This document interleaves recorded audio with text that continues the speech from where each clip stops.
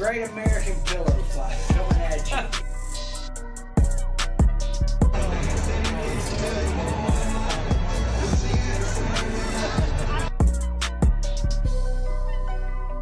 Who's that saying sweet flag?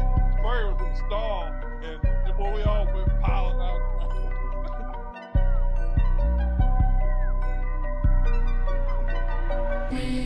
All you gotta do is block that guy. Your job ain't that hard. So just don't make it hard. Yes, sir, Coach. I got you. Now, from Suite 11 at Louisiana Downs Casino and Racetrack in some basement in rural Central Florida, it's the Jumpin Offsides Podcast Network. Here's your host, Chance, JD, and Mike. Episode number 49, The Carousel. Billy Napier, out. Out. Done. He gone. Not happy about it. I knew you wouldn't be. He gone. Look, we can all be sad. We can all be sad that That's our good the buddy Glenn. guy. Yeah, like listen, nobody wants to see somebody fail, but don't act like it wasn't necessary. So you can take them tears and shove them in the sun, don't shine. Oh, for Oh, sure. yeah. And he knows that. Yeah, 100%. He said it all along. This is a performance business. He has said that over and over. I think that he has recruited very well. The players liked him.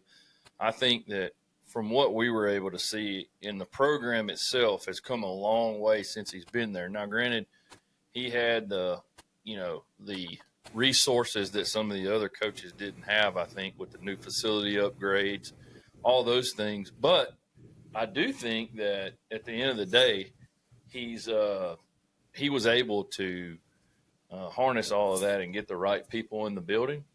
And I hate to see it because he's such a great guy, man. He's a good dude. He's genuine. But at the end of the day, you got to score points, and you got to get that column on the left more than that column on the right.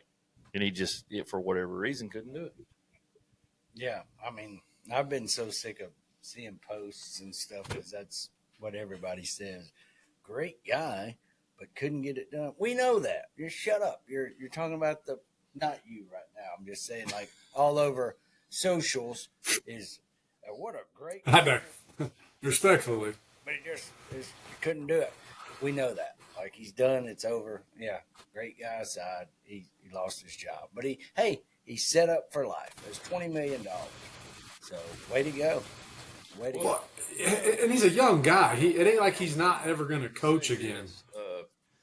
Mike, you played at Florida. Chance, you're a freaking Bull Gator fan over here. Respectfully, I didn't like the fact that y'all win a game and he's going to the tunnel and the whole south end zone is chanting "Fire Billy Napier." Like, come on. Like, granted, I get it. The LSU did it with Les Miles. No, I know that.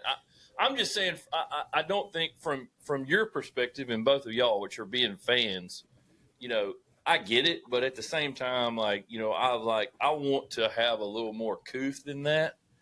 But, I mean, Tyler can attest to it. Like, when Miles got fired, we knew he was getting fired, and they walked him out of the stadium on their shoulders and then didn't fire him. So, Well, anyway. they also carried Ron Zook on their shoulders after beating Mississippi State when they fired him. So y'all got two coaches that have been fired after beating Mississippi State. Mm-hmm. If I was a new coach, I would make sure whatever we did, they weren't on our schedule. Right. Well, let's talk about this. The episode is called The Carousel.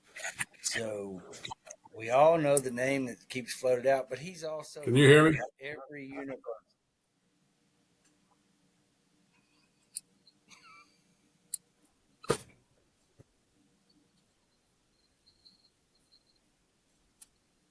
I think you're right. He did, yeah. Oh, we lost Now that I Pearson. think about it. And Pearson's gone. They got that good internet down there. Yeah. He's been saying for 2 years that he was going to get Starlink, and I don't even know if Starlink would help down there. I don't think Elon can even get it down there. He's closer to the moon than he is to Tampa. Yeah, exactly. The Van Allen radiation belts. Well, we'll he'll be back shortly, but let's Chance. I know that you've been really close to all those guys down there, and especially Billy, and he was really genuine with Dawson, and when we went down and we got to do the Gator walk and all that, like he came specifically over and shook y'all's hand, and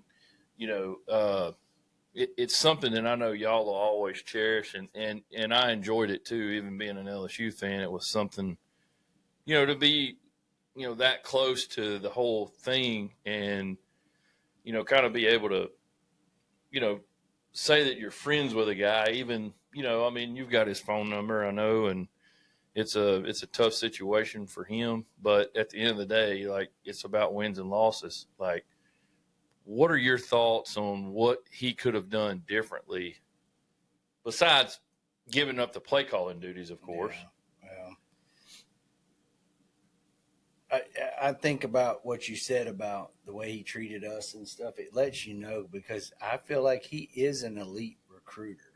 He's gotten some good guys in the building.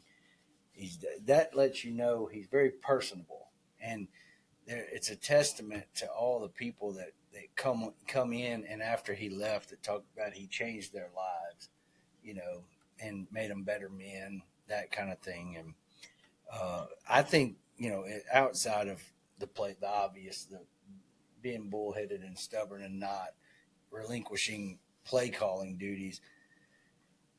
Look at what was going to cost us the game the other night. If Lebby doesn't throw the ball, he just runs to the middle, they kick a field goal, they win the ball game. Why would they have won it? Because at the 2-pointer, we had 12 men that broke the huddle. There was guys wearing the same number uniform. There were 10 men on the field. There was one special teams play, I believe it was last year, on a field goal block. We had 9 guys on the field. We've had too many men on the field. We've had not enough people on the field multiple times, and it's the organization. The game day organization. And someone who's so detail-oriented, that's why it just made you sick. Like, because I know how he is, like how detailed, and how you've been through walkthroughs there and everything. Like, it's finely tuned, and to see that on game days is like, that's what should have been changed. And people are like, well, that's more on your other people. Bullshit. It is not. That's on him. Like, well, and I know that when we did go through the walkthroughs last year, like, they had a mat rolled out on the sideline, and they had everybody's number, and you stood on that mat waiting for special teams, and then when something came up, like, you rolled, and so there were guys standing on each circle on that mat, and so I don't see how. I mean, did they just completely forget about that? Did they go away from it? Like, what did they do? Everybody has that, but they just were not organized. That's all you can say about it. They are not organized at all when it comes to. I mean, you've played football. You know what it's like.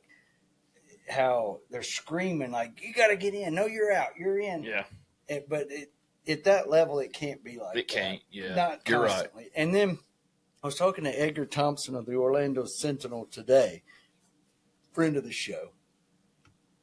Was talking to him today, and I said, to me, there's a problem that I've seen the last 2 years especially. And Mike, maybe you can attest to this too.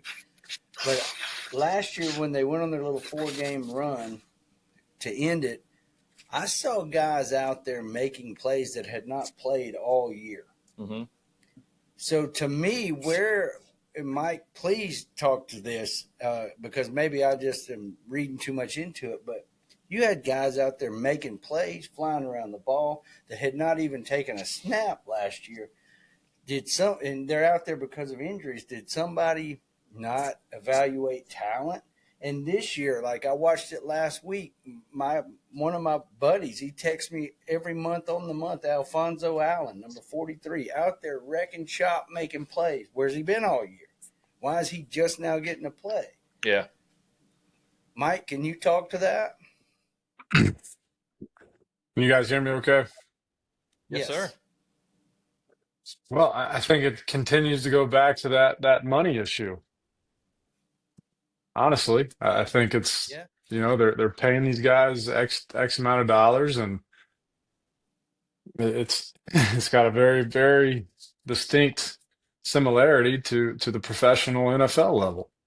When the owner, if you will, and I'm not calling our NIL people the owners, but at a certain point, they're the ones that are stroking the checks, and they're going to start asking questions of, well, why did you have so and so sit in the bench when we're paying them double what the other guy's paying? And I don't know how you kind of get past that, or you know corral that, or have people understand that. But that's just the bottom line. It's the money is driving a lot of these decisions, I believe.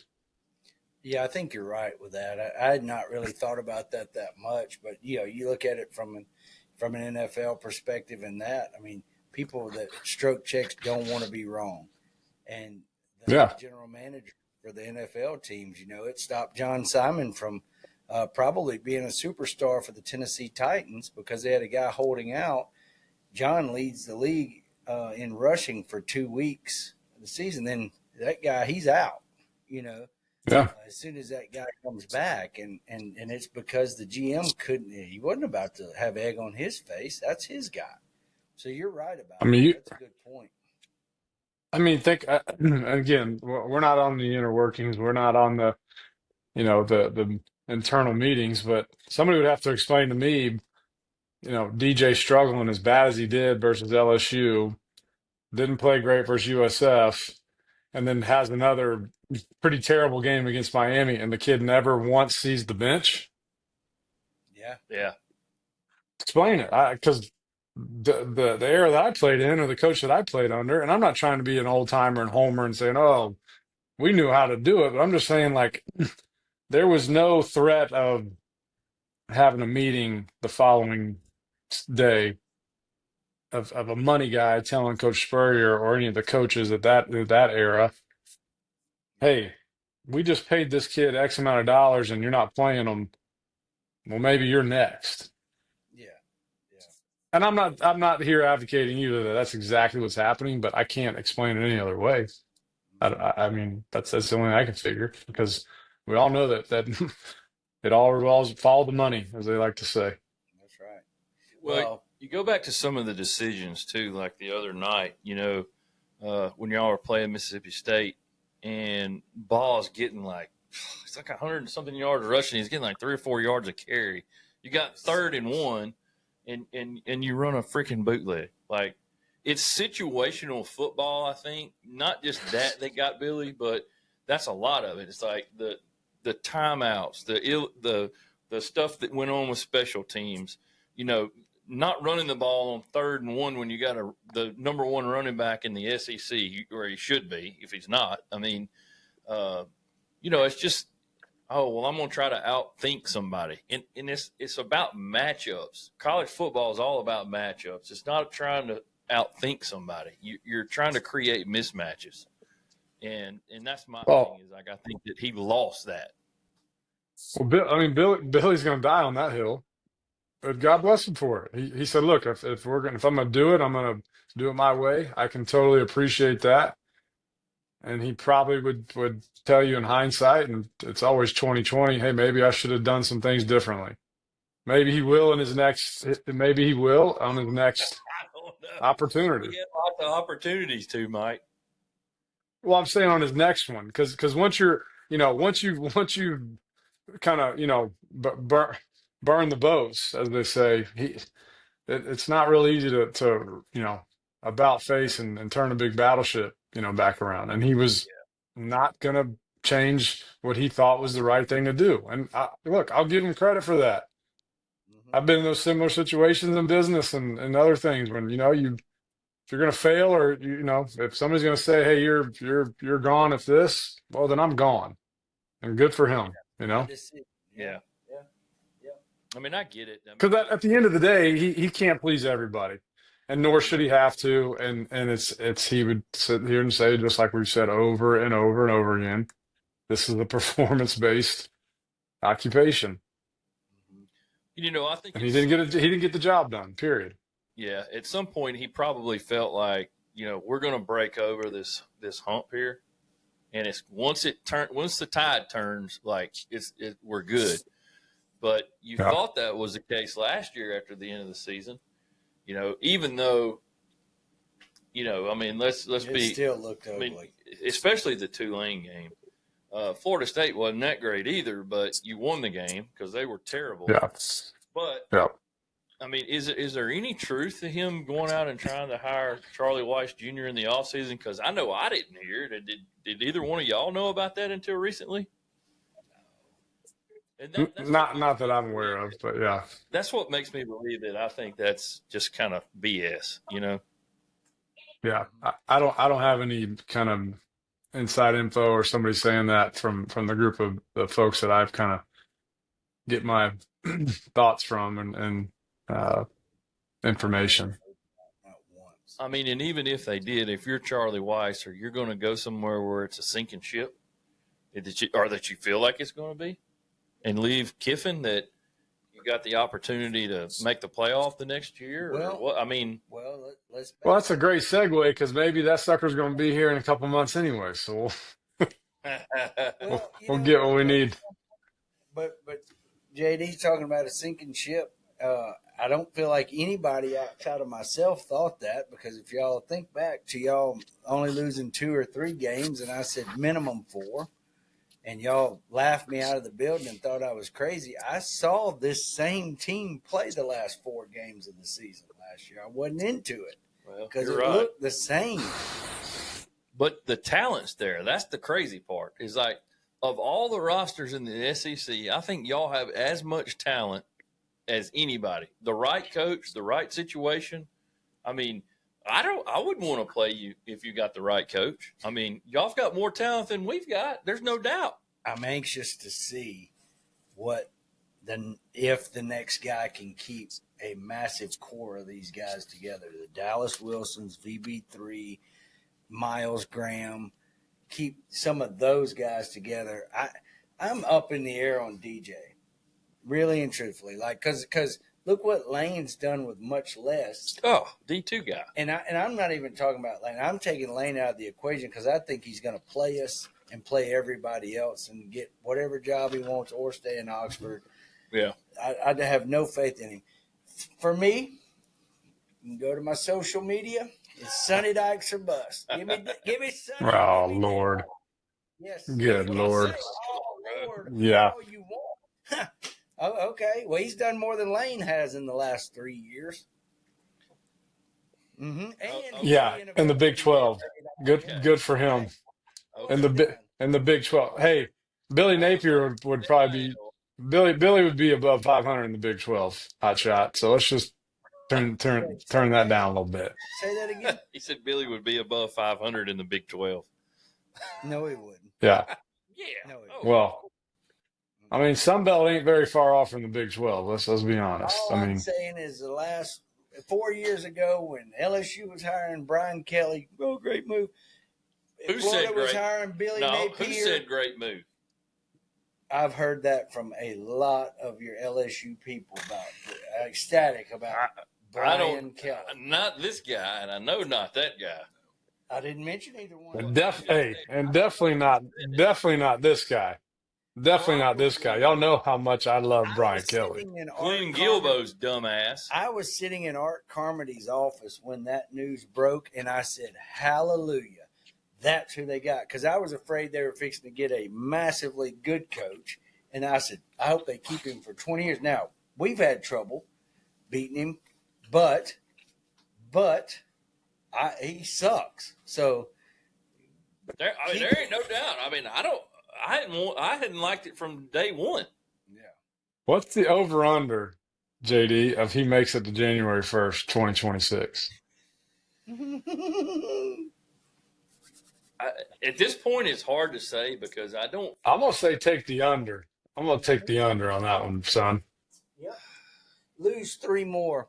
No, I mean, I think if you lose, I mean, there's the potential you could lose 4 of the next 5, but you could also win 4 of the next 5. I mean, do I think that's going to happen? Absolutely not. You know, Texas A&M's a 2.5-point favorite this weekend. They're the first team in the last 18 seasons, I think. The first team in the last 18 seasons, other than Alabama, to be a favorite in Tiger Stadium. Now, what does that tell you? You know, even though they're ranked number 3, what's A&M right now? What are they? 3? 3 or 4. Yeah. Arkansas just hung 42 on them. We're not. Here's another stat for you, Mike. LSU is one of 2 FBS schools to not score 25 points or more on another FBS school. What's the other school? I'm going to guess Florida, but I don't know. No, University of North Carolina. So LSU and North Carolina's anemic offense, we're the only school besides them that have yet to score at least 25 points on an FBS school. That's how bad it is in Baton Rouge right now. Are you serious? I am dead serious. Wow. And this is all Man, I didn't know. Nussmeier having 4,000 yards passing last year. And Yeah, I didn't know that. He can't even get the ball off. And, Well, that was one thing I wanted to kind of bring up is when we're talking about DJ. I mean, whether it does or doesn't come out, is the guy hurt worse than we know? And maybe same with Nussmeier. Like, you know, for these quarterbacks to have this kind of avalanche, if you will, fall, it can't just be all coaching, because it wasn't like, you know, the coaches didn't do a good job last year with them, or at least having some you know, improvement on both squads. yeah. I don't get it, because both guys, I mean, you know, obviously DJ with his shoulder and sports hernia or whatever else, and you've got Nussmeier with the same kind of, you know, abdominal injury or whatever it is. I'd just be curious if it comes out, or if they're kind of trying to protect those guys from a, you know, the draft type of, you know, stock and things like that, especially Nussmeier. Yeah. But I mean, the way I look at it, what's happening to him now is not helping his draft stock either. No. So, like, I mean, I guess protecting him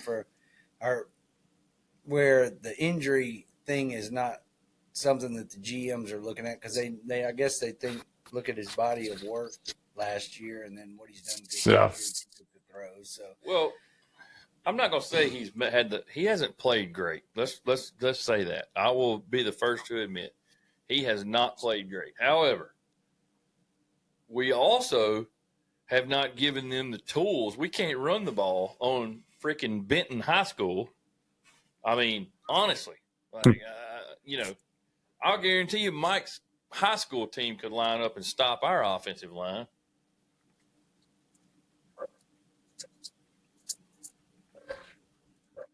Maybe if we had a chance at the nose or something like that. Thank you. Appreciate that. I'd like to say something, too. If you look at the passing chart from the previous game against Vanderbilt, LSU threw the ball between the hash marks twice the entire game. Somebody posted that online, and it was, you could see all the throws that he made it through it between the hash marks twice. So if you've got a team like Vanderbilt playing a 2-high safety, you have to throw it over the middle and between the hashes. I mean, it's just, that's the, you know, that gets them out of that, or it opens up the run game. Yeah, you should be able to and you should be able to run it. And, you know, which leads me to another point with us. I mean, it looks like to me that Harlan Berry, the freshman's got way more upside than what's his name? Caden Durham. Johnson. And Johnson too. But we get in a critical situation. And then granted, Durham made a really good run the other day, all the way down to the one, which brings me to this point. Just like what you were saying about situational football with Billy and how he would just screw the pooch when it came to simple things. We had 1st and goal from the 2. gain 1 yard on a run, wholesale sub the offense out. We don't have enough men on the field. Have to call a freaking timeout. Mm-hmm. Call a timeout. Go back. You got 2nd and goal from the 1. False start. You're back 5. Guess what? You're kicking a field goal from a 50-something yard run right up the gut. And you're just like, that's the kind of thing that drives me nuts. Just like with y'all, that's why I think Kelly's got to go. However it happens. That kind of stuff right there, you've been a coach long enough, that kind of shit should not happen at all if you're coaching a major college football team. It just shouldn't. You're making $10 million. It does. Y'all can't even figure out how many people to get on the field. Why are you wholesale subbing the offense on the 1 yard line? Yeah, lived it. Because they get cute. They get cute and they get, enamored with their own, Ego. desire to be this offensive juggernaut guru versus let's just punch it in, walk away with a win. Mike, what did you say to Stevie when you come over there? Run the damn ball. Let's run the damn Run ball. it. Yep. Hey, Well, I mean, But- case in point, if Jeff Levy on the 30-yard line on 1st down and 10 hands the ball off up the middle 3 straight times, Mississippi State kicks a field goal, and y'all ain't got to worry about Sunday because that press conference Napier is going to have, he's not even going to go to Saturday night. Mm-hmm. And the reason why? Because you had 12 men on a 2-pointer and couldn't even go. You had to make it a 2-pointer. Yeah. So that's the story. And it Florida. Well, it amazes me with all these extra coaches and assistants, and I mean, I promise you, they always talk about the student teacher ratio. I think now it's like 2 coaches to every, one, or two players to every 1 coach, it seems like. I mean, you got 50, 60 personnel people, and that's what boggles my mind is like, how do you not have Still can't. that stuff ironed out? Yeah. No. I'm with Well, you. I mean, it goes Mike, back. 100%. Remember, you went all the way to Utah and watched them play. And what happened on the special teams play? We had 2 guys with the same number. Oh, yeah. Same number. Yeah.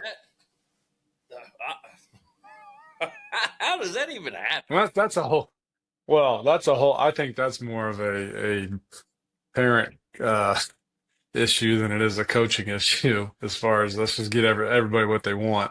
Right. Oh yeah, let's have 4 number 3s. You know what? Everybody can get number 3. Mm-hmm. Exactly. Like back when we played, Yeah. tell you a quick story, and Todd Johnson could tell you, and he may have told us the story when he was on the show last year. So Todd Johnson grew up, in Sarasota, went to Riverview High School. The great Larry Kennedy, who was an all-time Gator great, went to UF. So Todd looked up to him. Well, guess what number Larry Kennedy wore when he played for the Gators? Number 3. 26. So when Todd got to UF, Travis McGriff was wearing number 3. So obviously we're not taking number 3 away from the senior. So when Travis graduated after Todd's redshirt year, we all kind of thought, hey, Todd's going to get number 3. Well, guess who walked into the front door right as Travis McGriff was leaving? Leto Shepherd. Guess who got to wear number 3? Leto Shepherd. Did Todd Johnson put his head in the sand and gripe it? Nope. He turned number 26 into the now Florida Georgia football game Hall of Famer. Right. That people know and love. And my point, I'm kind of getting off on a soapbox and a tangent, but it's just a lot of these things that happen now in college football is really more of a dynamic of the type of kids and players and people that we're raising and allowing to kind of, tail wagging the dog, so to say. Yeah, and think about this. What Batesy told the story about the guy that ended up at Florida State, number 44, and Spur, to his credit, asked Batesy, and he said, no, I want the number. You're not getting the number, So, I think all in all, college football has changed, I think, for the better. I also think there's a lot of dynamics that are in play that people are still trying to wrap their arms around.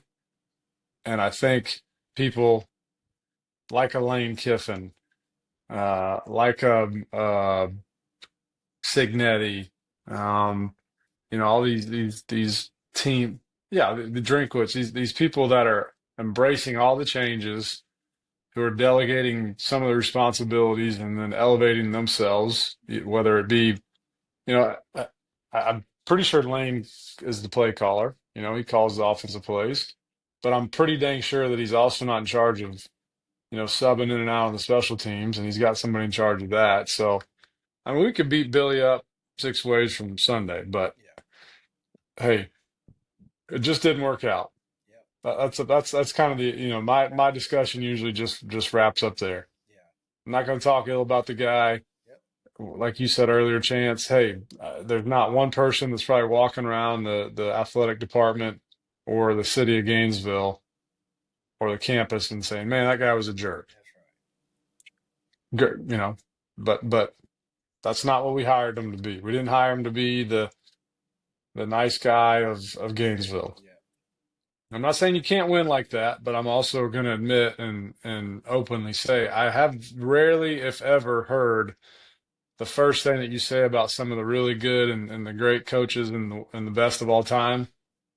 Boy, their players really liked them. Like I have the utmost respect for Coach Spurrier. I have the utmost respect for Tom Coughlin. National championship and Super Bowl winning coaches.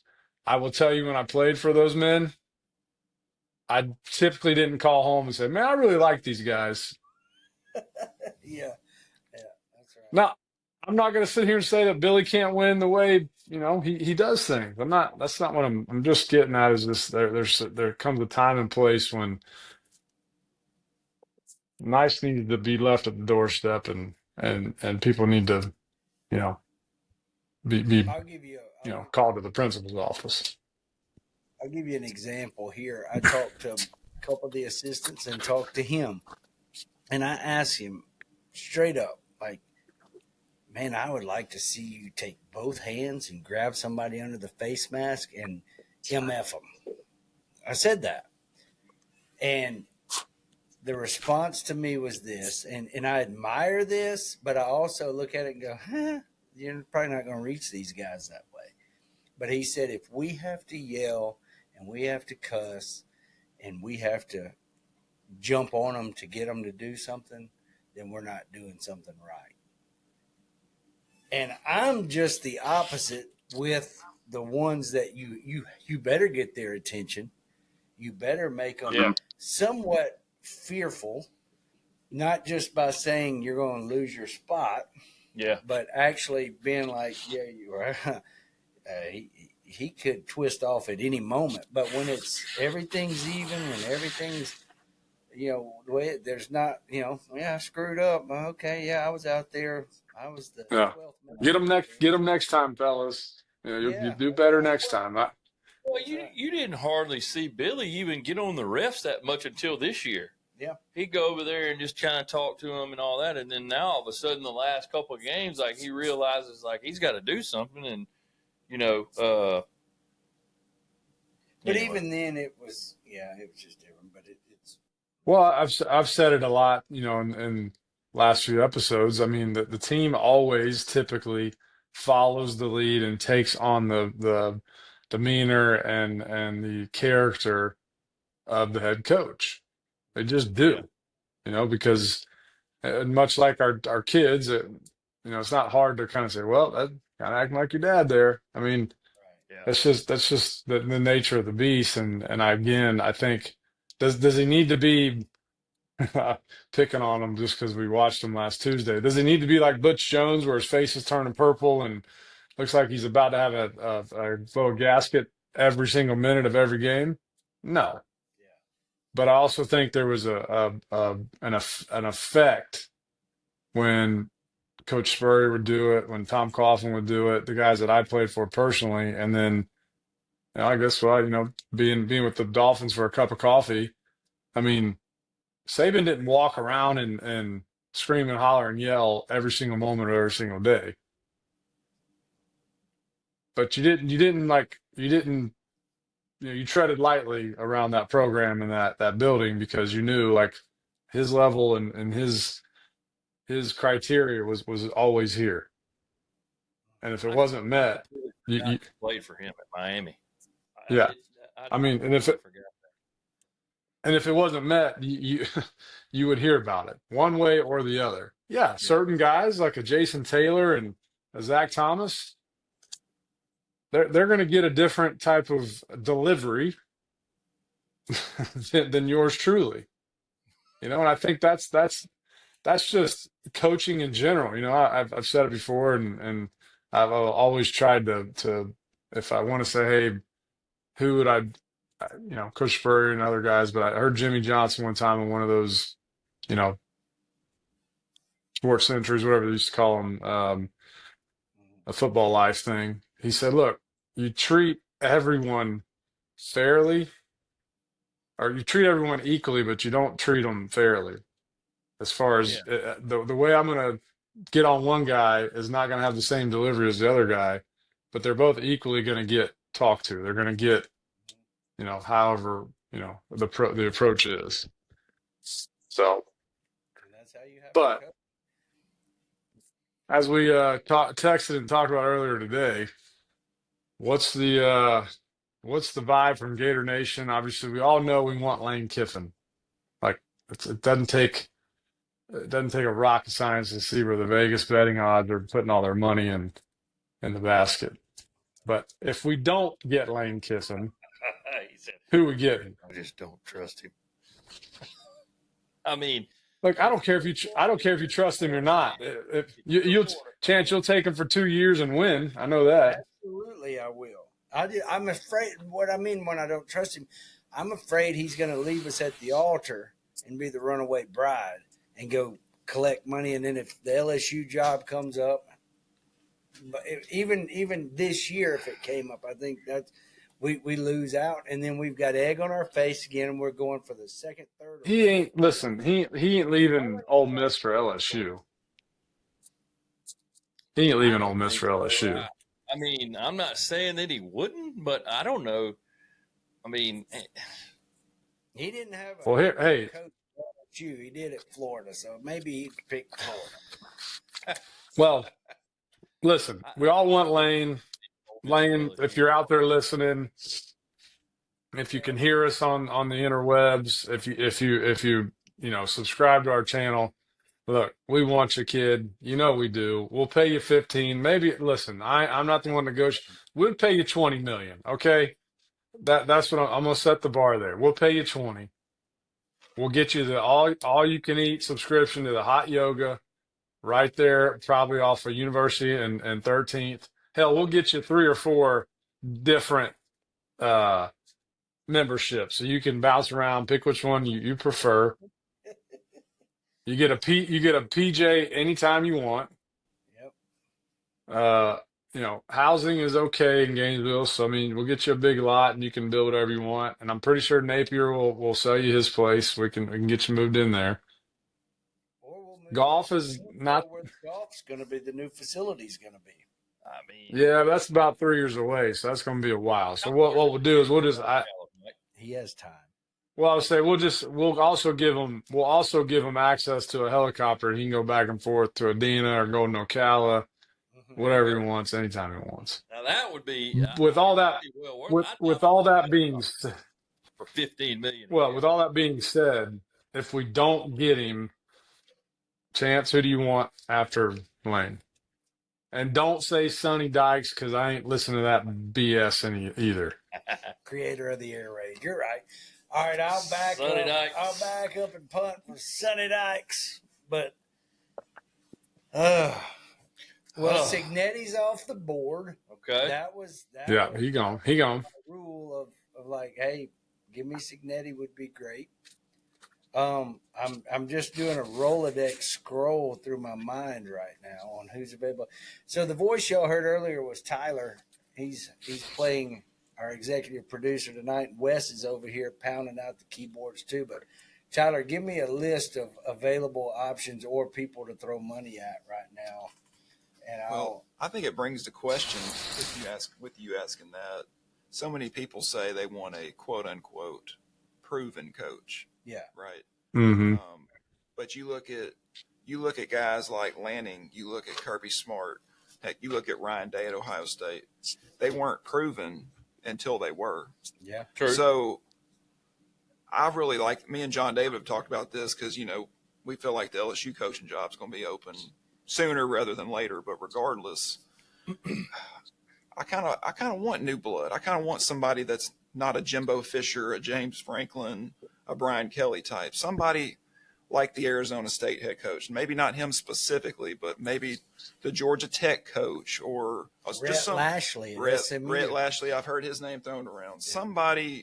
Somebody in that mold that's driven, that wants to kind of make a name for themselves at a big school that hadn't already capped out somewhere. You know what I mean? Yeah. No, that's a good point. Let me ask you this, Mike, because this is a guy and I think he was close to the program or may have just left when you came in.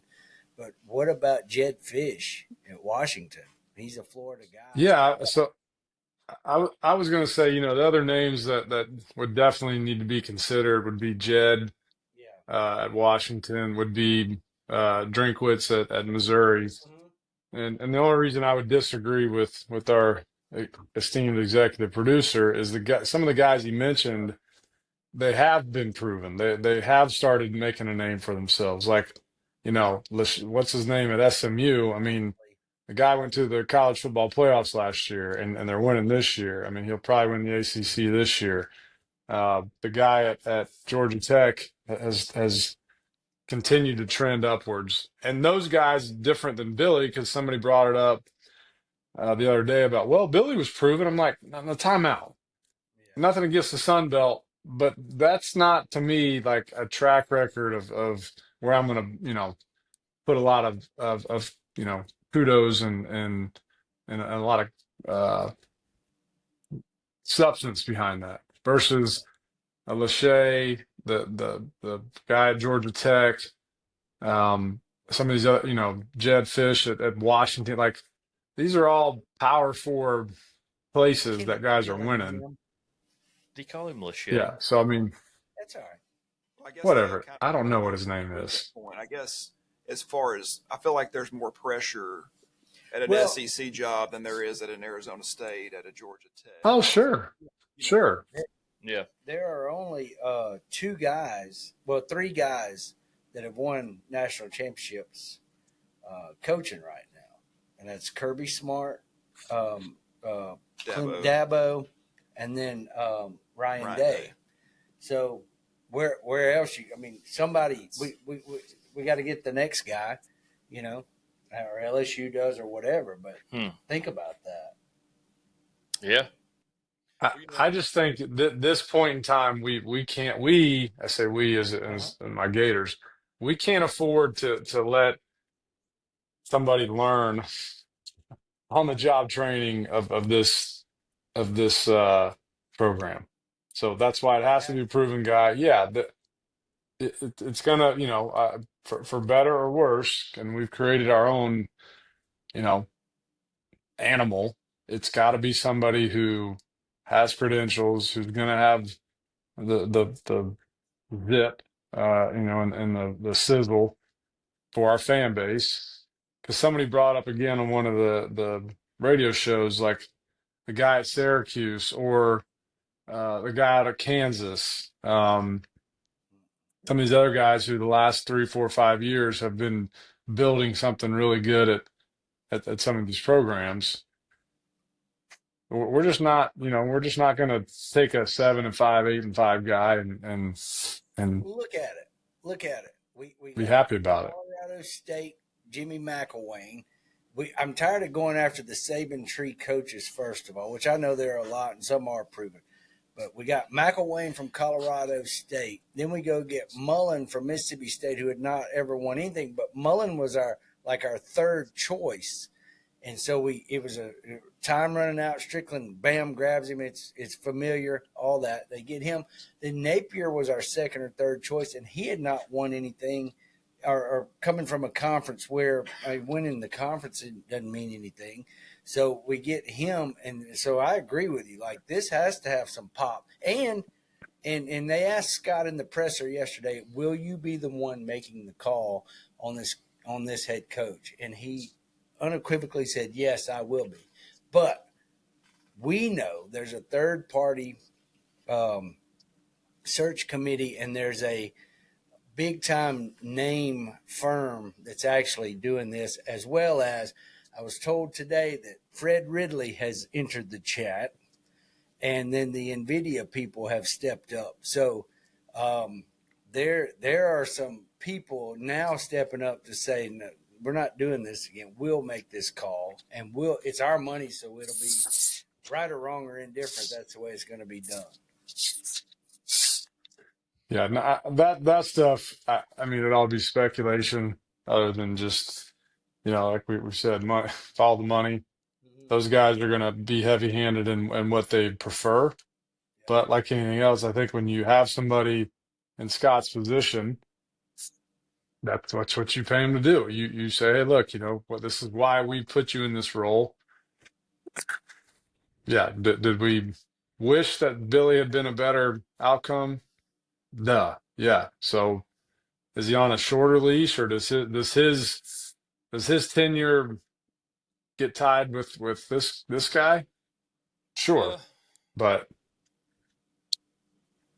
me and Tyler were talking about this earlier. LSU's got this mentality that we have to go out and hire a proven coach, because in 1990, when they hired Mike Archer, he was an assistant at LSU, and that was a complete freaking disaster.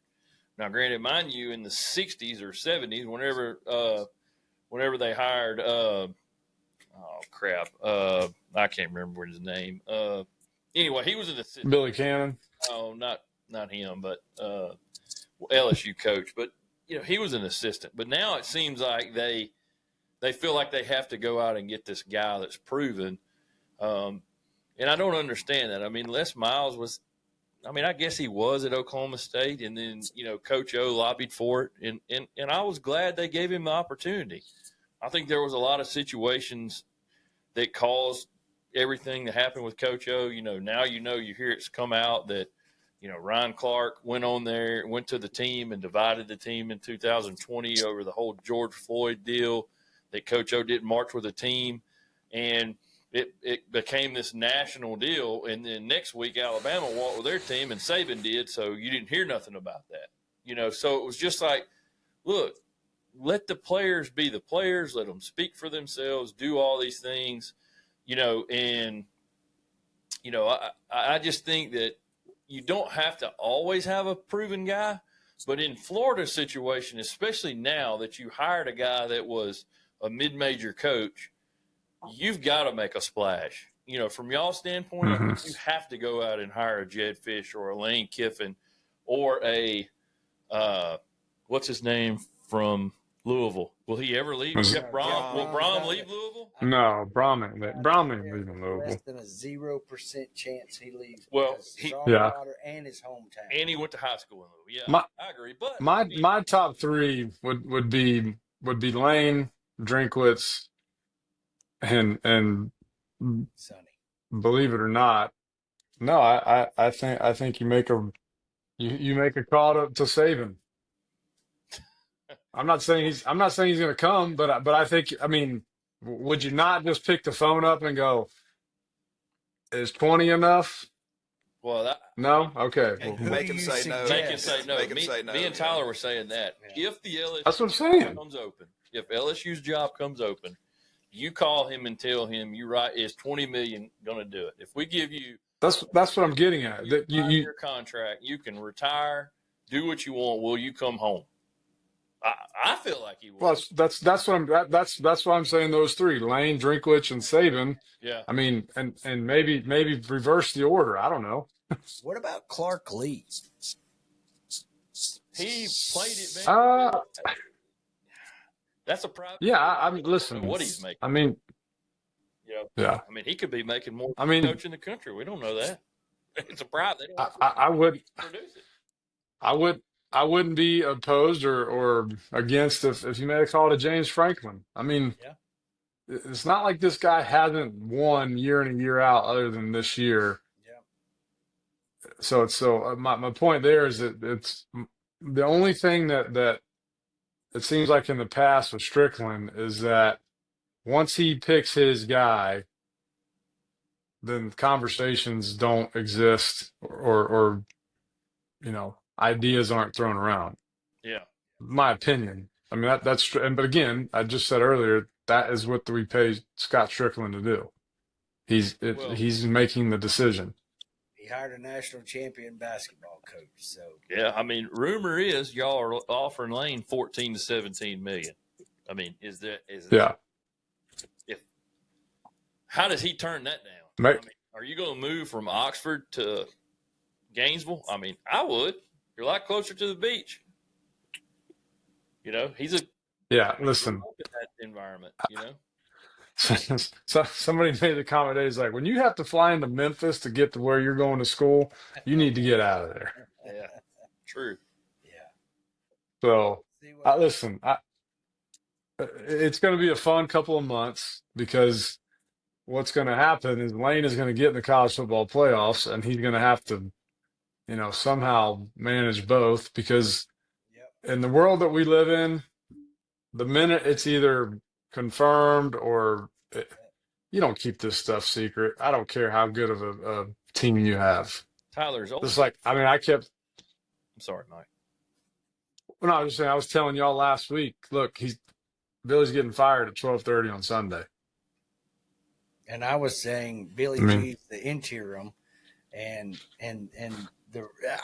I said this many times because I was obviously following X like crazy, watching all these wild scenarios and people putting it on the stamp on it that it was this and I forget who they said was the interim and all that, and I'm just sitting there going, it is nice that our inside guys have the integrity to talk to us, and we keep it in-house because we don't want to break a story and we could have. Absolutely. And I'm sitting there and I'm just laughing, and then it comes out, at 12:30 on Sunday, and Billy G's the interim and Billy's gone, and we're sitting there just going, man, got another one right. Yeah.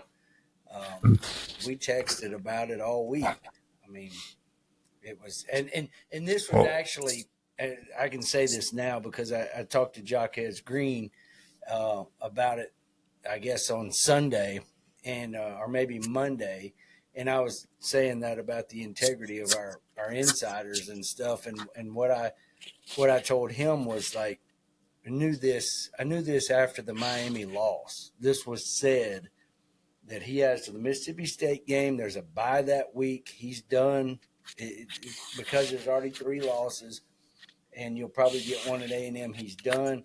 Gives us a fresh week going into the cocktail party. So, yeah.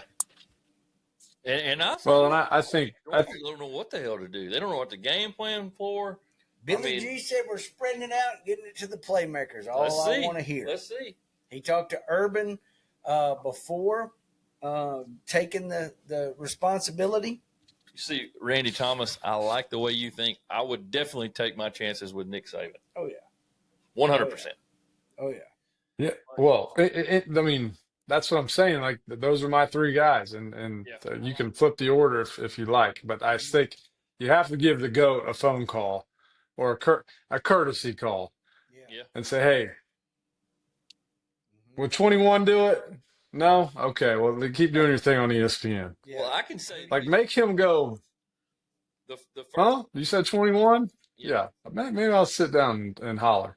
Yeah. I think last time, whenever y'all hired Billy 4 years ago, I think it was in the process, but I don't think Florida didn't have what it has now.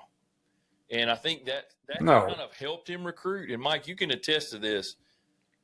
Through the whole Spurrier years in the first part of 2000, what LSU was able to do when Saban got there and build out their whole facility like they needed it, allowed them to generate all the teams from, the middle 2000s to now, whereas Florida is just now kind of getting into that groove. And so we were able to see the weight room, all that stuff, like, 7-8 years ago versus today. And it's a completely different thing. And watching Josh Pate, he said that, Florida is now a destination place for a coach because of the facilities, and then y'all got what, a $2 billion renovation scheduled on Ben Hill Griffin or something. Yeah. I mean, when that happens, it's which honestly it should have happened several years ago. Foley said all along, I don't want to get in the arms race, but you have to, and that's what cost y'all. Well, Dan Mullen sat on the phone with our insider that we have and said, I'm sitting here in the same freaking office. My legs are crossed. I'm in the same coach's office that I was in 2005 here. I'm looking at the same drapes, the same carpet, and nothing has changed. How am I supposed to recruit? Yeah, I mean, it's true. Right. Well, that's the thing is Foley, to his credit, was able to build up the war chest financially, and we won because we just had the best coaches in the world, bar none, and they knew kind of the old adage of, hey, if I can keep 60% of my skill, my talent in the state, we're going to win some ball games. And that's exactly what Coach Spurrier did for 11 years. And now Ron Zook, he could get guys there. He just couldn't coach them up. But then Coach Meyer came in and then just took it to another level. So at that period, facilities didn't really matter because we had the home crowd. We had obviously the national brand and recognition. But to your point, JD, we fell behind in the arms race when it was too late to really do anything. So we had a slew of coaches that suffered from it, where Billy did not. Billy did not suffer from any of the, inequality when it comes to locker room facility or any inequality on the weight room or indoor facility, et cetera, et cetera. Because I still would say this over and over and over again.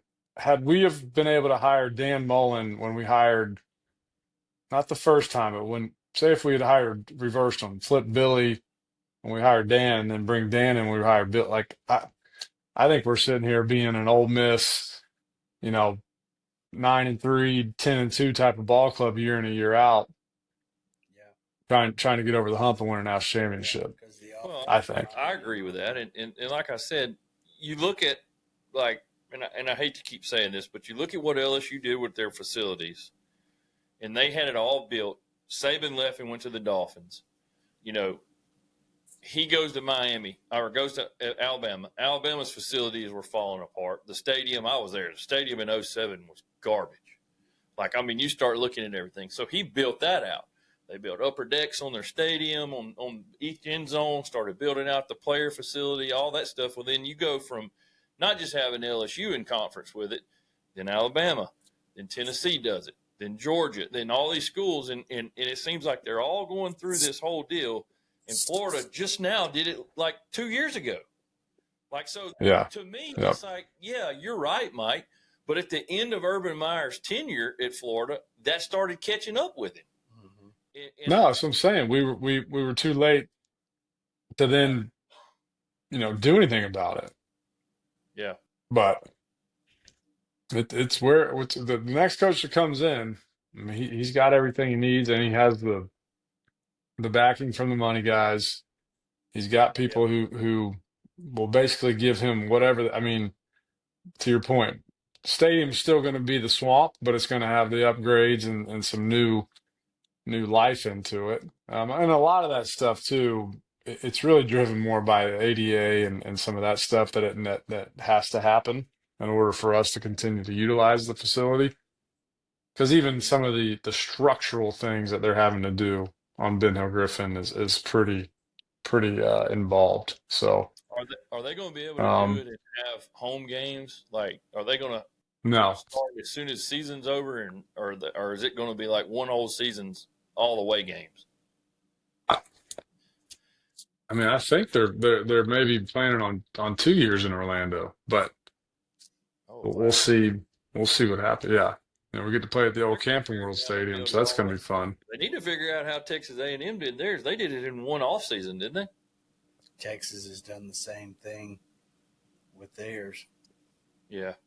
Well, that's the thing is I think with what we're doing because and y'all would know this better than I do, but just from viewing it, both of those stadiums are pretty much a standalone. It's its own facility and not connected to anything else. Is that correct? Yeah, I would say Texas A&M. Yeah, I guess. I mean, hell, Yeah, they A&M's a standalone. they yeah. So with ours, we just have, if you think about it on the whole entire east and south end of the stadium, it's connected to kind of the guts of, the inner workings of the university. So there's a lot of structural things that are going to be done. I mean, I'm talking underground and Yeah. steel and rebar and stuff I have zero, clue about other than I just know it's very involved with what they're having to do. So I think that's why it's going to take such a long process, longer than most. Do they have any drawings of it or Mm-hmm. renderings, or have you seen them? Yep. Okay. Got to look at them the other day, as a matter of fact. Yeah, Yeah. yeah. We're They probably going to online? lose about. You could probably. I haven't looked online. I mean, I've seen a few from some of the booster meetings, but we're going to lose probably about 10,000 seats. But it's not going to be anything that's going to be eye opening. Oh my gosh, it's still going to be the shell and the way the stadium flows is still going to be the swamp. Yeah. So they're adding bucket seats, correct? Is it going to be like or bleacher like bucket seats on the either side? They're trying to do the majority. Yeah, they're trying to get the majority of them to be individual seats, which will be nice. And that's where that's where we're going to lose a lot. Well, Yeah. I mean, heck, Mike, I mean, where you sit up there is about the only bucket seats in the whole place. Well, you have the Champions Club. You got that area, Yeah. and then actually in the north end zone, the Sunshine Deck, those are individual seats. I got you. It's just you're pretty high up in the clouds in the stratosphere. So, Well, how's your little players group? I know y'all message and text all the time. How did they feel about all that this week? Were they glad? I mean, excited? yeah, no, I mean we're all I mean, we're all just kind of again, it's kind of overdone, overhashed. We all have our opinions. yeah. Some guys didn't even want them to make finish, or didn't want them to get past last year. Yeah. Because of some of the stuff, Chance mentioned is, hey, we're winning, but, Ole Miss kind of gave us one. LSU probably didn't play their best game. FSU stunk anyway, on it. So it's like, Tulane. I would, I would say the majority of the ex-Gators were pro. Let's make a change. Let's move. Mm-hmm. So, good friend there, Randy Thomas of the show, he said, I bet Billy didn't go on vacation during the bye week. No, Randy, you're wrong. He went on permanent vacation on the bye week. Yeah. He went on Yeah, we tried to get him on the job. we tried to get him on the show tonight, and he was busy. Yeah, he too was busy, huh? Yep. He said, "I'm on vacation, boys. I can't make it." Packing them bags. Hey, I'm on vacation. Yeah. I have often wondered when these meetings occur, like Sunday at 12:30, do you get time to go in your office and clean stuff out, or say, "Hey, you know what, Billy, we'll pack everything up and we'll." He came out the side door with a black duffel and very somber and his head down. So he had, Well, but I'm saying, like, I know for a fact I've been in the man's office. Not everything's fitting in a black duffel bag. No. I'm just. I trust me. I know. Been in there too, Jim. I know. What? Yeah, he didn't. Yeah, I wonder. Like what I would love to see one time in our lifetime is for a coach just to flip out and start just table flipping, tossing stuff around, breaking windows, just going bonkers. Which is definitely not Billy. Billy Napier would never do that, so I know that wouldn't be the case. But No. Yeah, he it would be kind of. had a Dabo Swinney before, so Yeah, that's true. and I think that's when he. I think he went Well, there. maybe he needs to. maybe he needs to bring that old guy back out of I the, thought you know. Was he coaching offense whenever him? He I got can't fired. blame Dabo. He got fired as the OC in 9 there, and that's when he slapped the shit out of Dabo. That's because the play. That's because he got fired because the play calling sucked. Oh That's gosh. true. Hate to pile on. Well, boys, Yeah. Certain. Let's go to this week. What we got, Chance? I didn't. Mike, did you see a spreadsheet this week? Nope, told y'all I wasn't doing it anymore. I mean, had to make some. Not even a hand sheet. Like, I mean, not Y'all even make No. it every week. I'm that done. great Mount Olive handwriting he's That's got. right. Yep. hey, as that guy off of Benchwarmers, or what was the movie with Vince Vaughn where they were dodgeball? He's about as useful as a poop flavored lollipop, is what Chance is. Yeah. Well, I am, and I told y'all I'd lay down on the job, and I did. Michael. Okay, I've got him from CP. Well, you know, Has it got the odds and everything? Yeah. Okay. Talk us through some, and let's talk. there's only a handful of Yeah. there's only a handful of good ones, I think. There's not really any good ones. We got 11 a.m. Number 8, Ole Miss at number 13, Oklahoma. Ooh, in Norman. Oklahoma favored by 4.5. Oh, come on. Over under 54.5. That QB, Points. that QB's his thumb is done. His thumb is no. Look, hey, and if he does lose, and that's just even better for us. That means his mind is elsewhere. Yeah. Give me the Sooners and give me the over. John Napier on the gas. You think? No. Absolutely. He's Got it going? Yes, sir. that kid. Give me John Napier. Uh, Ole Miss's defense is not as good as everybody's making out. And Venables is going to show you why that little D2 quarterback is not going to make it. Jefferson Pilot Sports. Yeah, but that's what I'm saying. Yeah. I'm going with you. on the CW. Yeah, that's right. I think I like Oklahoma. I like Venables to something. You got a home. Got it home. Home favorite. They're going to flip that little wagon over with them little ponies on about the 20-yard line. Mhm. What happened back there, Jimmy Nuts? What hat has he got on? Is that an Ole Miss hat? No. I went 2 bits, 2 bits, 2 bits, 4 bits, 6 bits, I'm gonna $1. get you $1. It's coming up. All the fat Kiffin's girls first in game. Florida stand up and holler. Kiffin's first game, you're going to be the Mr. Two Bits honorary. I'll make that happen. Whatever.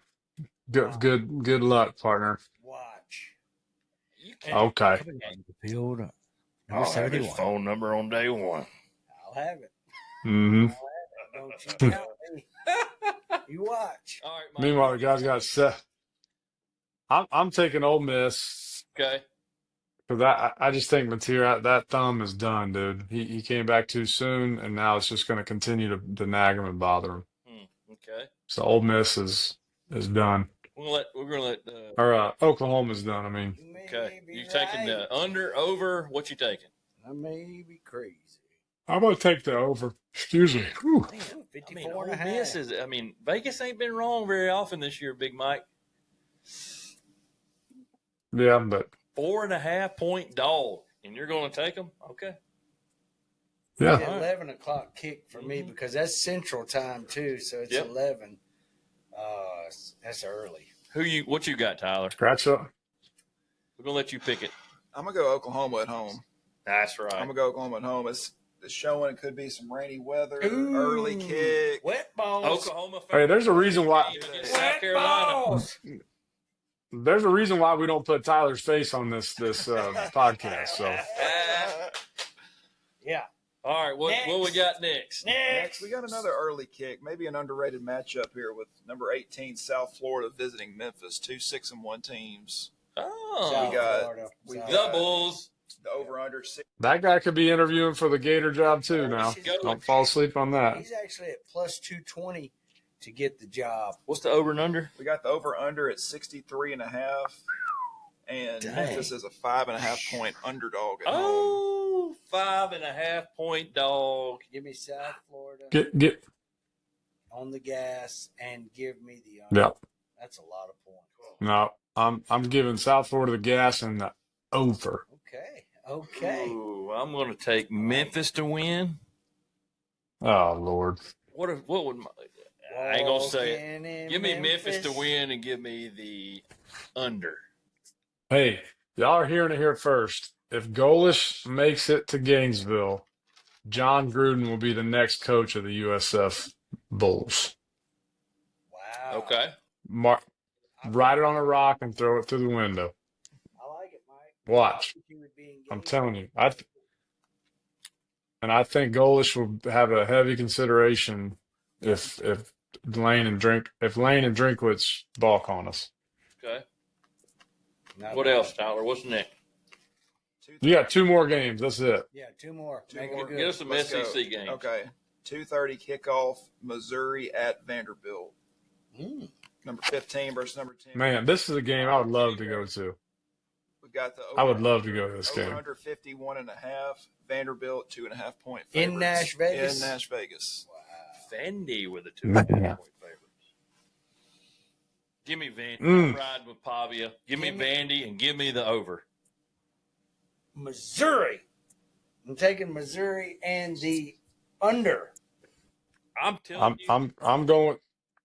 I'm going with the Show Me boys. Show Me State, Missouri boys. I can't do nothing with Missouri. I'm out. I'm This not a is Missouri tricky fan. game because they just beat LSU. Nope. They were all hyped up. Pavia is going to be worried about Theo Vaughn thumping his mom. He's out. He's out. I knew you were gonna bring that up. Well, I yeah. knew it. Why wouldn't I, Mike? Why would a single man like myself? I mean, coming from a young man who used to sleep under his mama's bed till he was 18, he's Yep. But my, did he grow. All right. JD, didn't you have to wake Chance up one time under his mom's bed and tell him to get up? He's got to drive you to school. Well, that was his brother, but that did happen. Did not happen. He used to have a pallet in the floor in there in his brother's room. Wouldn't go there. He fell out of the bunk bed at my house when we were kids and broke his arm. Didn't even know it. My dad woke him up. Oh, Lord. Like 2 o'clock in the morning. How tough I was. Oh, I broke it off. I'm gonna let you pick, Tyler. Who you got? I got Vandy at home. Vandy at home. That's what think- I'm talking about. I think Missouri looked pretty bad against Auburn. move. I know it's a week will to you? week. It's a week to week college football season now, but give me Pavia at home. That's what I'm talking about. Anchor down, anchor down. I mean, they manhandled. It'll be a good game. Well, they It'll be a good game. All right. Missouri. Y'all We're want going to LSU, Texas A&M. Yeah. Y'all want to? LSU, Texas. Good A&M. one to end on. So we've got Oh, 47.5 as the over under. Okay. Texas A&M is a 2.5 point favorite. LSU 2.5 underdog.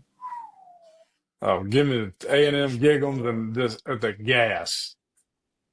Boom, that Y'all fixing to thumbs get out. worked, son. Because that thumbs out for Brian Kelly's about to be hitchhiking down the road. And we're going to have an inch of Yeah. him in LSU when Todd Graves, Ben Borland, let's think about it. Boom, get all the money people are fixing to pull it together. Get him out of there. Brian Kelly to the street. Boom, gig him all the way. You better hope they get him to the street for y'all's sake. But I'll say this: Lane's coming. Texas Lane train. A&M is 4-9 against LSU since they joined the SEC. All 4 wins have been in College Station. They have not beaten LSU in Baton Rouge since 1994, I think. What a better time to do it. Than Well, ever. they ain't got Jimbo Fisher anymore, so they're This year, they're not going to win Saturday night in Death Valley. It's not going to happen. Elko's going to choke under the lights. It's going to happen. I'm please. taking LSU to win, and I'm taking the under because we ain't scored 25 Please make- all year. Please make sure that your Ring camera is working when you get so pissed off and you walk outside and you chuck beers out the door. Yes, sir. I can't wait for us to call your wife and say, send us the videos now. I want him to call me, and me have to hold the phone off my ear because he's screaming Yeah. again about all of it. But I will say this. I did say this to you earlier. I do think LSU and A&M match up very well together. It's kind of like the Bama LSU matching up. So that's why I do give LSU a very good shot in that. But I got to ride the wave of A&M and their what they have going on. So my heart is telling me LSU. My head's telling me A&M, just because until LSU finds anything other than a middle school offense, we're not beating nobody. Yeah. I mean, that's just how it is. I mean, so you're not picking your boys. No, I did. I said my heart's telling me LSU. My head's telling my head's. I just want to clarify. No, I picked LSU to win, and I'm going to. Okay. Got my heart broke. That's old Ricky Skaggs. But you're going downstairs to the pay window when nobody sees you and going, hey, you see what I'm checking, right? I don't even right here. Go. It says A&M. I'm not going to be around the pay window. I mean, but if you do, you can stand up on the roof and shout it that you. Hey, so that's good. I will. I want you to make us and the fans one promise. What's that promise? You don't holler at Daisy just because your Tigers are sucking. I'm not going to do that. It ain't her fault. It ain't her fault. It ain't that little baby girl's fault. What'd she tell y'all? What'd I ever tell y'all the other day? Oh, that little sweet voice telling of Go Gators, just like a sweetheart. Down there in Gainesville one day.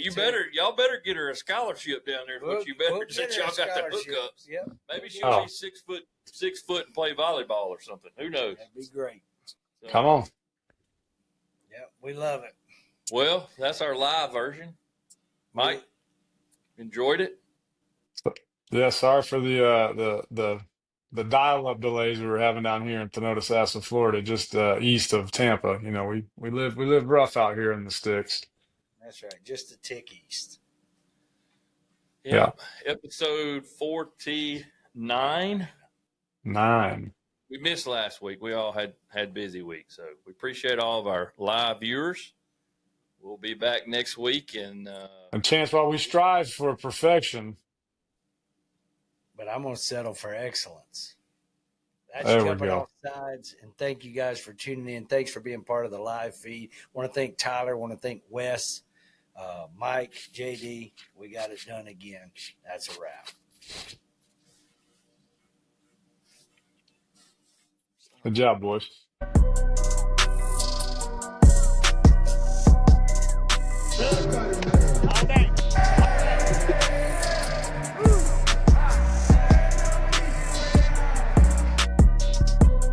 Oh, Great American Pillow Fight coming at you.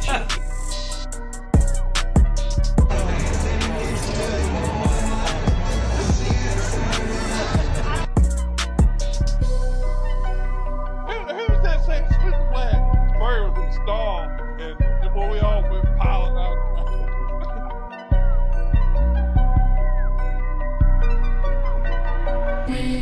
All you gotta do is block that guy. Your job ain't that hard. So just don't make it hard. Yes, sir, Coach. I got you.